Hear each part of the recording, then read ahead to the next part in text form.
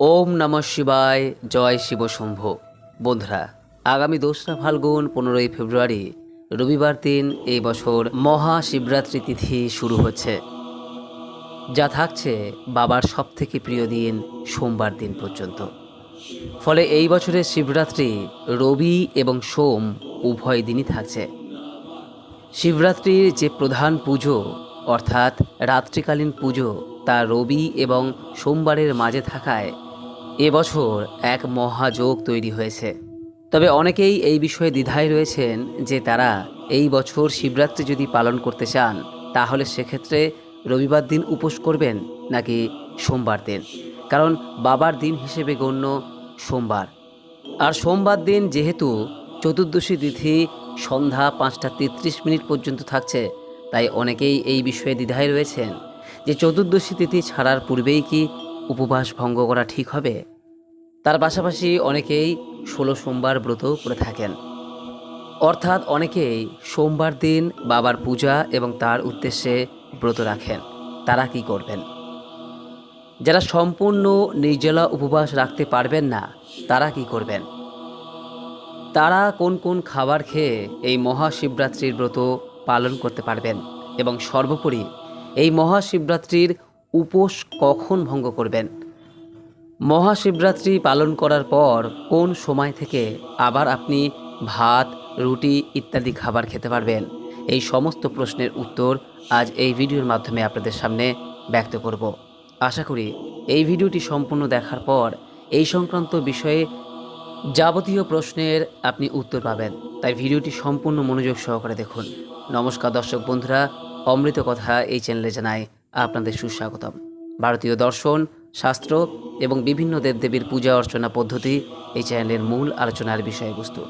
বন্ধুরা, প্রথমেই আপনাদের জানায় যে এই বছর 2026-এ 1432 বঙ্গাব্দে শিবরাত্রি তিথি শুরু হচ্ছে 15ই ফেব্রুয়ারি 2রা ফাল্গুন রবিবার বিকেল 4:49 থেকে, অর্থাৎ শিব চতুর্দশী তিথি কিন্তু এই সময় থেকে লাগছে। তাই কেউ যদি মনে করেন তিনি সারাদিন উপোস রাখতে পারবেন না, তাহলে তিনি এই সময় থেকেই শিবরাত্রির উপবাস শুরু করতে পারেন, অর্থাৎ রবিবার বিকেল 4:49 থেকেই শিবরাত্রির উপোস রাখা যাবে। তারা কখন উপবাস ভঙ্গ করবেন অর্থাৎ পালন ক্রিয়া সম্পন্ন করবেন? তারা পালন ক্রিয়া সম্পন্ন করবেন 16ই ফেব্রুয়ারি 2026 সোমবার সকাল 6:10 থেকে সকাল 8:30 মধ্যে। এই সময়টাই কিন্তু শিবরাত্রির পালনের সবথেকে উপযুক্ত সময়কাল। রবিবার দিন বিকেল থেকে উপোস করছেন, তারা সোমবার দিন এই সময়ের মধ্যে পালন করবেন। বন্ধুরা, প্রথম যে এই উপোসের বিষয়টি বললাম এটি সাধারণ গৃহস্থদের জন্য উপযুক্ত। এতে শরীরের উপর খুব বেশি চাপ পড়ে না। আবার শাস্ত্রীয় নিয়ম অর্থাৎ চতুর্দশী রাতের পূজাও পালন করা যায়। বন্ধুরা, যারা এইভাবে উপোস করবেন বা শিবরাত্রি পালন করবেন তাদের বলা হয় এক ভক্ত বা তিথি অনুসারী ভক্ত। এই রকমটা যদি আপনি করে থাকেন তাহলে মনে রাখবেন এতে কোনো প্রকার দোষ নেই। দ্বিতীয়ত, যারা অত্যন্ত সংযমী, নিষ্ঠাবান এবং পূর্ণ ব্রত হিসেবে শিবরাত্রির ব্রত পালন করতে চান তাদের ক্ষেত্রে শাস্ত্রে বলা হয়েছে ব্রতের আগের দিন থেকেই সংযম পালন করা প্রয়োজন। যারা রবিবার দিন সারা দিন রাত উপোস থেকে সোমবার সকালে পালন করেন তারা মূলত অহোরাত্র ব্রত পালন করছেন। এটি শাস্ত্রীয়ভাবে সর্বশ্রেষ্ঠ এবং পূর্ণ ব্রত হিসেবে গণ্য। শিবরাত্রির মূল উদ্দেশ্য হল ইন্দ্রিয় দমন এবং জাগরণ। রবিবার সারাদিন উপবাস থাকলে শরীর ও মন শুদ্ধ হয়, যা রাতের 4 প্রহরের পুজোর জন্য ভক্তকে প্রস্তুত করে। তাই যারা পূর্ণ ব্রত করছেন তারা রবিবার দিন সম্পূর্ণ দিন উপবাস রাখবেন। তারপর রবিবার ও সোমবারের মাঝের যে রাত সেই রাতে বাবার পূজা নিবেদন করবেন এবং পরের দিন সোমবার যে সময়ে পালনের কথা বলা হলো অর্থাৎ সকাল 6:10 থেকে সকাল 8:30 পর্যন্ত তারাও এই সময়ের মধ্যেই কিন্তু পালন করবেন।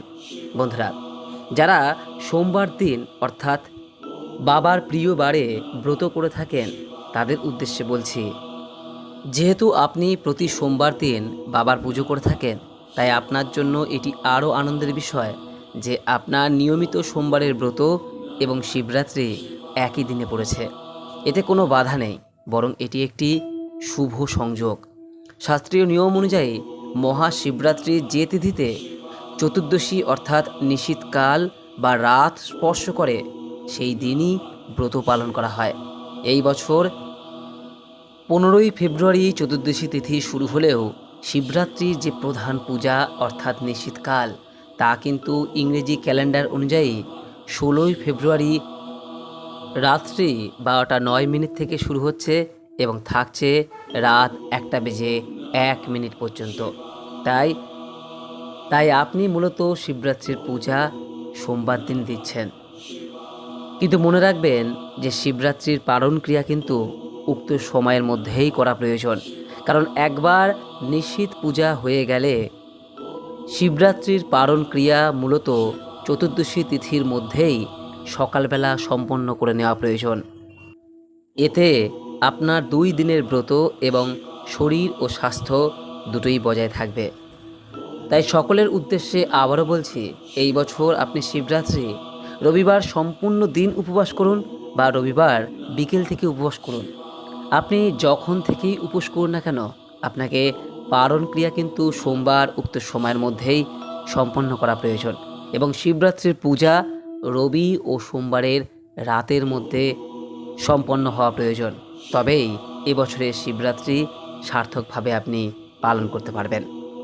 আর হ্যাঁ, শাস্ত্রীয় নিয়ম অনুযায়ী সোমবার সকালে পারণ মন্ত্র পাঠ করে বা পুজোর প্রসাদ গ্রহণ করে আপনি উপোস ভাঙার পর থেকেই অন্ন বা ভারী খাবার গ্রহণ করতে পারবেন।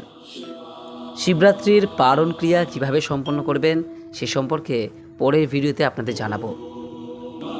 এইবার দর্শক বন্ধুরা আপনাদের সামনে ব্যক্ত করব যে শিবরাত্রির পালনের সময় আপনি যদি নির্জলা উপবাস না রাখতে পারেন, সেক্ষেত্রে কোন কোন খাবার গ্রহণ করতে পারেন এবং আগের দিন অর্থাৎ ত্রয়োদশীর দিন কোন খাবার গ্রহণ করতে হয়। যদি শিবরাত্রির ব্রত করতে চান তাহলে বন্ধুরা আগের দিন অর্থাৎ ত্রয়োদশীর দিন অবশ্যই সংযম পালন করতে হয়। ত্রয়োদশীর দিন আপনার সর্বশেষ আহারটি অর্থাৎ যে রাত্রিকালীন আহার সেটি নিরামিষ হওয়া বাঞ্ছনীয়। এই আহারটি অতিরিক্ত তেল মশলাবিহীন সাত্ত্বিক আহার হওয়া প্রয়োজন। যদি সম্পূর্ণ নির্জলা উপবাস করতে চান তাহলে পরের দিন অর্থাৎ শিবরাত্রির দিন ব্রহ্ম মুহূর্তে ঘুম থেকে ওঠার পর ভালোভাবে স্নান পর্ব সেরে নিয়ে পরিষ্কার বস্ত্র পরিধান করে হাতে জল এবং কিছু অক্ষত চাল নিয়ে সংকল্প গ্রহণ করুন যে আপনি আজ সম্পূর্ণ নির্জলা উপবাস থেকে বাবার পূজা সম্পন্ন করবেন। যদি সম্পূর্ণ নির্জলা উপবাস আপনি না রাখতে পারেন, অর্থাৎ শারীরিক কারণে বা অন্য কোনো কারণে যদি এই বিষয়টি করতে না পারেন, তাহলে সেক্ষেত্রেও সকালবেলায় স্নান পর্ব সারার পর বাবার কাছে এই বিষয়ে সংকল্প গ্রহণ করা প্রয়োজন যে আজকের দিনে কোনো প্রকার পঞ্চ রবিশস্যের আহার গ্রহণ করবেন না, অর্থাৎ ধান থেকে তৈরি খাবার, গম থেকে তৈরি খাবার, যব বা ভুট্টা থেকে তৈরি খাবার, ডাল জাতীয় খাবার এবং সর্ষের তেল থেকে তৈরি খাবার আজকের দিনে যদি শিবরাত্রির ব্রত পালন করে থাকেন তাহলে এগুলি গ্রহণ করতে নেই। তবে আপনি ফলাহার করতে পারেন, ডাবের জল খেয়েও এই ব্রত সম্পন্ন করতে পারেন। সাদা তেলে সবজি রান্না করে সেটি গ্রহণ করেও এই ব্রত সম্পন্ন করতে পারেন। আপনি দুধ বা দুগ্ধ জাতীয় যে কোনো প্রকার সামগ্রী অর্থাৎ মিষ্টি, সন্দেশ ইত্যাদি গ্রহণ করেও এই ব্রত সম্পন্ন করতে পারেন। অনেকেই প্রশ্ন করেন যে চা, কফি ইত্যাদি শিবরাত্রির দিন কি গ্রহণ করা যাবে? যদি সম্পূর্ণ নির্জলা উপবাস মনস্থির না করেন তাহলে সেক্ষেত্রে অবশ্যই এগুলি গ্রহণ করা যাবে। তবে নিরামিষ আহারও যদি আপনি গ্রহণ করেন, চাল বা রুটি বা এই যে পঞ্চরবি শস্যর কথা বলা হলো, এগুলির মধ্যে কোনোটিই গ্রহণ করবেন না। তেল মশলাবিহীন খাবার এই দিন গ্রহণ করবেন এবং নুনের পরিবর্তে সৈন্ধর্ব লবণ অর্থাৎ শিলা লবণ ব্যবহার করবেন। আপনি সাবুর দানা, সাবুর পায়েস, সাবুর খিচুড়ি, শ্যামা চাল এগুলিও গ্রহণ করতে পারেন। বন্ধুরা, সমস্ত ব্রতের মধ্যে শ্রেষ্ঠ ব্রত হল শিবরাত্রির ব্রত। বলা হয় এই ব্রত পালন করলে ধর্ম, অর্থ, কাম, মোক্ষ চতুর্বিধ ফল লাভ করা যায়। শাস্ত্র অনুসারে পৃথিবীর সকল ব্রতের সম্মিলিত ফল পাওয়া যায় শিবরাত্রির ব্রত পালনে। তাই এই শিবরাত্রির ব্রত নিঃসন্দেহে একটু কঠিন। এই ব্রতে অনেকটাই সংযম পালন করতে হয়, আর এই সংযম আমরা তখনই পালন করতে পারি যখন আমরা ব্রত পালনের পূর্বে সংকল্প গ্রহণ করব যে আজ আমি এই বিষয়টি পরিত্যাগ করব। আর সেই কারণে আমাদের সবথেকে প্রয়োজনীয় বিষয় যে আহার, সেটি পরিত্যাগ করার কথা বলা হয়। এর মাধ্যমে আমরা নিজেদেরকে সংযমের জন্য প্রস্তুত করে থাকি। সেই কারণে যদি সমগ্র দিন সম্পূর্ণ উপবাসে থাকতে পারেন তো খুবই ভালো।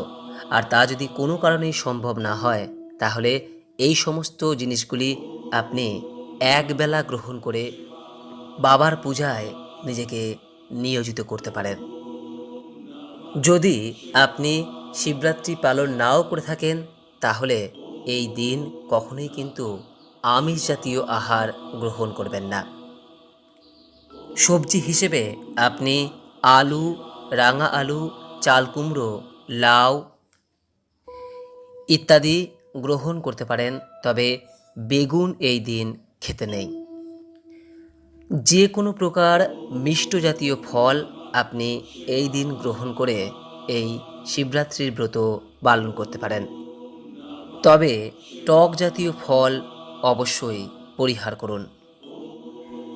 যারা উপোস করছেন বা সম্পূর্ণ নির্জলা উপবাস রাখছেন, তারা পরের দিন বাবার যে পারণ ক্রিয়া অর্থাৎ পারণের পূজা সম্পন্ন করার পর বাবার প্রসাদ গ্রহণ করে